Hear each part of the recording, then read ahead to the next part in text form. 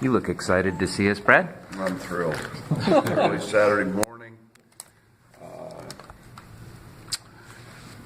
Yeah, really good effort against Minnesota defensively. Boy, breaking down the film.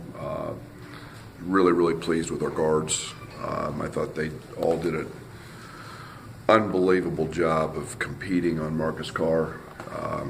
His baskets came because of a couple ball screen breakdowns that were not their fault. And then I thought we did a great job taking the three-point line away. Offensively, we got good looks. We missed some easy opportunities to start the game in the paint. And then again, unfortunately, Trent got in a little foul trouble because he was off to a great start. But we made plays when we had to.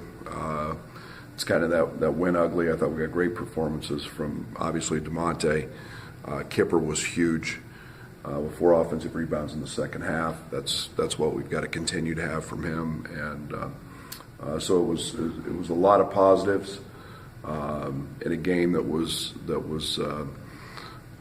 challenging a little bit from the offensive side just because the ball didn't go in. But on to Iowa.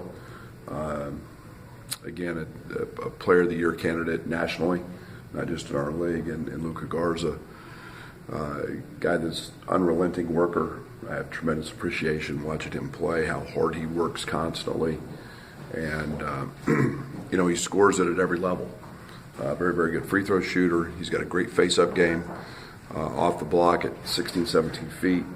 Obviously he's going to, I think he's shooting 37% from the three-point line. So he's a guy that becomes a handful. Fran's done a great job with this team. The Frederick kid is one of the best freshmen in this league as an elite shooter. Obviously, we know Wieskamp. Tucson is a jet in a tank's body. He's a really strong, fast kid that puts pressure on the defense with his speed. So this is a team that's playing awfully well and has a great player that helps elevate everybody else because of his Luka's presence. So mix up zones, mix up defenses, and we got to be able to handle all that. You're not the kind of coach who tells a player to stop doing something most of the time. Do you have any advice for Trent and how to pick his charging fouls? No. I mean, keep doing them. For every one that happens that they call a block or charge, it goes the other way and helps us impact winning. And we would sometimes maybe he's got to have a little sense of if he's got 2 or he got 3, but no, I'm not going to tell him to quit trying to make effort plays. You've been without Allen for essentially the last 3 games now, and get him back tomorrow. Just talk a little bit about how you plan to get him back into the thick of things, even with through this winning streak. Yeah, we miss his effort, we miss his energy, and let alone his ability to shoot the 3. That'll be valuable tomorrow.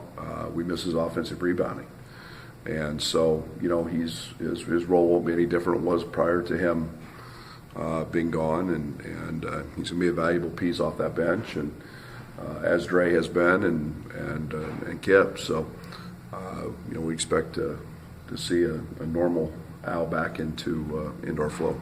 You mentioned Thursday needing to elevate offensively again. What do you feel like are some areas where that can be a little bit better? We just missed shots. I mean, Georgie got the ball at 3 feet, 5 times. 4 or 5 times, just missed them. I mean, Kipper got 2 just at point blank at the rim layups and missed him. He shot him left-handed and missed him. Io, a late game, he missed a layup. I mean, you can't create better opportunities than those for guys, and we've just got to make them. It was pretty good execution, and just one of those nights that you got to be really dialed in. You got to be really focused, and maybe we were not as sharp as we needed to be mentally. But when we are, those balls go in. This next 5-game stretch, you're playing the top teams in the conference. Just what do you feel like you'll learn about this team when it's all said and done? We'll figure it out then. I don't know. If you'd told me we'd be 8-2, I think we play every team in the league in the preseason twice that was picked ahead of us. You're going to play, an unbelievable strength of schedule in terms of the conference. I don't know what a ranking means. I really don't. I know Minnesota's really good and has two of the best players in our league, and they're not ranked. I just watched Nebraska, who's toward the bottom of our league, just literally handle Iowa, who's ranked. So I don't know what that means. All I'm doing is taking it one game at a time. It's the best conference in the country. I have never in my life seen anything like this in terms of conference parity, and literally there's no upsets and there's no surprises. So it speaks volumes to the coaches, the players, and the institutions for how good this league is right now. I mean, can you put a finger on why this year it's kind of turned into this type of situation where everyone is maybe as equal as they are? Well, I think you've seen, you've obviously got some, the teams that have been, my 2 years here anyway, towards the bottom, us being included, Rutgers, Penn State, we've all made jumps. Iowa had a great year last year. They're good again. And then maybe you're not, you don't have that celebrated number one with, like Michigan State had a couple of years ago and was so awfully good. And, Michigan's had Final Four caliber teams. I think our whole league wouldn't shock me if any team in our league goes to the Final Four. But I think it's just extremely balanced and it's one of those years.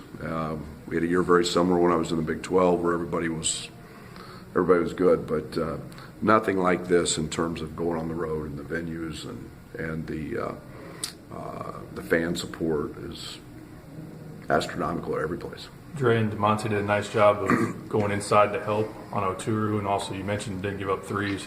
How important is that against Iowa, and just how comfortable are they in rotations right now? Well, they both have a tremendous knack. It's a field making those plays, and it's not. You can coach that and emphasize that a little bit, but you also have to have a really good feel for the right time to go do that. Both those guys have an opportunity to do that.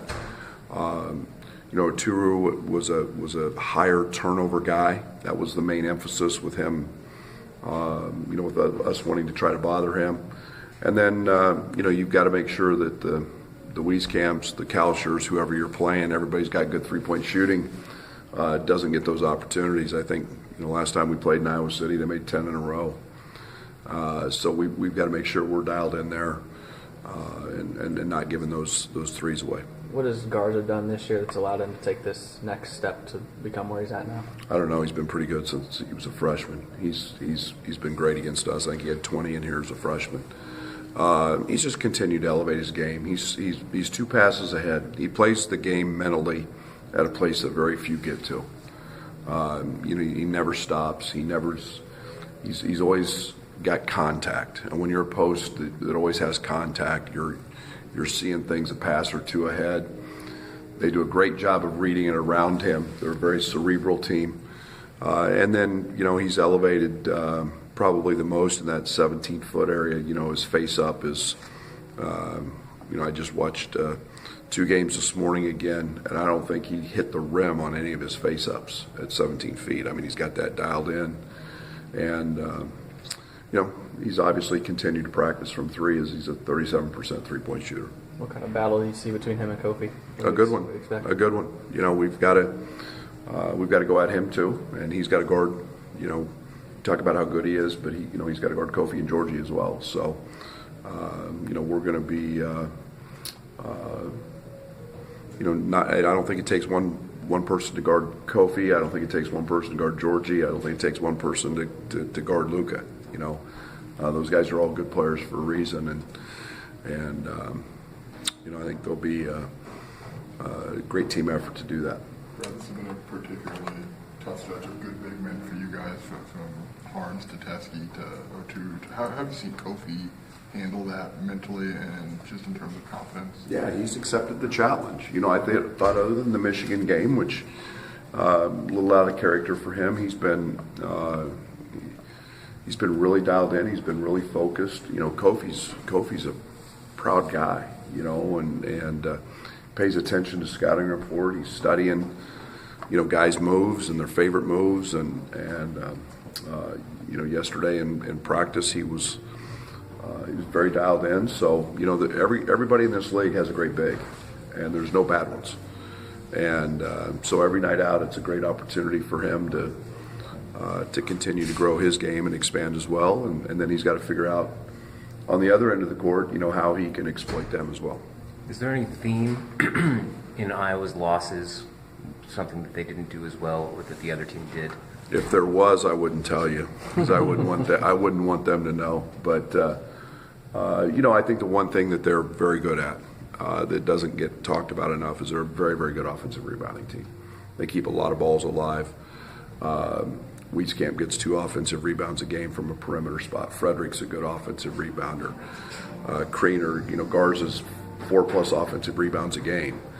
That's a stat that nobody wants to talk about enough with them. And you look at them and they're not near as big as they have been, but they're an elite offensive rebounding team. They're ahead of us in Big Ten play in offensive rebounding. So big key for tomorrow's game.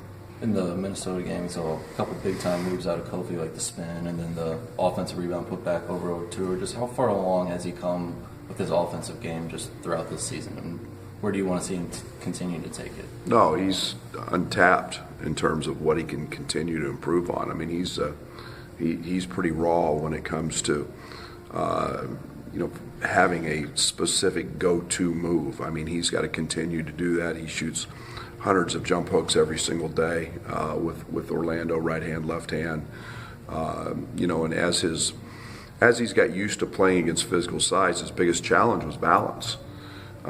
He's always played upright and he's always played pretty narrow. And you know, those 2 moves you're talking about, you know, take great balance and playing with some width, some strength, and when Kofi plays strong, he draws a lot of fouls, and that's something that he gets better at every day. You mentioned him being raw. It has to be a pretty good feeling when he's making moves like that, though. Yeah, he's getting better. Like I said, he's untapped. I mean, he's a sponge. He's dying to learn, and it's great to see what he does in practice. You know, here's a kid that, you know, missed 2.5 days last week because of the flu, and you know, knows his conditioning wasn't right. And yesterday, all we did after we watched film yesterday morning and shot, he goes and gets on the treadmill and runs an extra mile just because he knows his conditioning wasn't right. Here's a kid that's got a lot of pride and wants to continue to learn to be great. What do you attribute maybe to the better 3-point defense, whether limiting Purdue to 8 attempts or Michigan, Minnesota maybe not? Concentration on it. You know, I mean, it's a focus. You know, the line has an impact, you know, in terms of maybe not shooting it, shooting the same percentage the guys shot there last year. But again, it's part of the changes we've made, Scott, have been to help in that area. I mean, we were a very good 3-point shooting defense team last year. I say that, and you know, we're getting ready to play a team that made 10 in a row against us. But overall, we were pretty good. But you know, the emphasis has helped. Having a little bigger front court has helped. You know, being able to handle screens a little bit differently. So it's a combination of a lot of things. There's not one specific thing but we've tried to be really dialed into that. Is that pride and that ability for Kofi to not get like shell shocked against someone who could be a lottery pick or a player of the year? Is that common for freshman bigs? I mean, you have to have some sense to play college basketball, but is he ahead of the curve with that? Well, playing at Oak Hill helped. I mean, Kofi's played Weissman, playing in the AAU circuit in the summer. I mean, everybody's got James Weissman as a potential number 1 pick. I mean, we watched him do battle against him all the time, so has seen great players throughout his AAU life and his basketball life for the most part. So kids today aren't intimidated by that, I guess. You know, they know they're going to see him, and I think they all know when they come to a Power 5 conference school that they're going to see really good players every night. So, yeah, that stuff doesn't bother them as much. You've been asked about the energy the fans have with your recent run. How about recruiting? Do you notice a different energy when you guys go out and talk to people about Illinois basketball? Oh, absolutely. I mean, winning, the greatest tool you have in recruiting is winning. And, when you start, people start seeing your name more and running along, whether it's running across the ticker, or whether it's Fox, ESPN, CBS, whatever it is, and they see your highlights and, they see players that they may know from the circuit or the summertime, and they see their name up there and they're doing well or having a great year. That impacts recruiting at a very, very high level. So, kids pay attention today on social media, and obviously we've got a lot to be proud of here at the University of Illinois. So we're hopeful that continues. Did you try and get Orlando to dust off that Globetrotters uniform last night?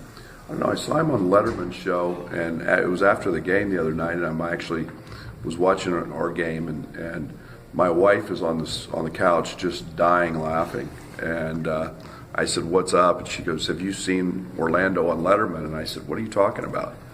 And she proceeded to show me, and I couldn't get over it. It was either the baggy jeans or it was the stash, and I was mesmerized by both. So what his ball handling routine meant really nothing to me.